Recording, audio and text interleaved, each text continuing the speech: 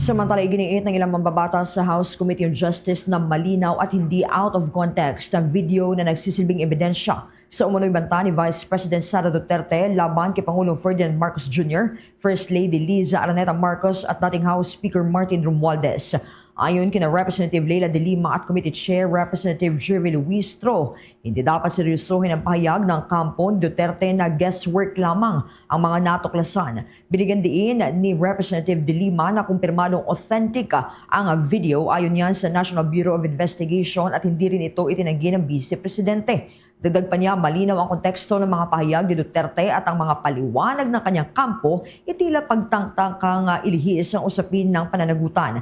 Pinuna rin niya ang hindi pagdalo ng Vice Presidente sa impeachment hearings upang sagutin ang mga alegasyon. Sinabi naman ni Luistro na the video speaks for itself at dapat sana'y nakilahok ang kampo ni Duterte sa pagdinig upang maipresenta ang kanilang panig.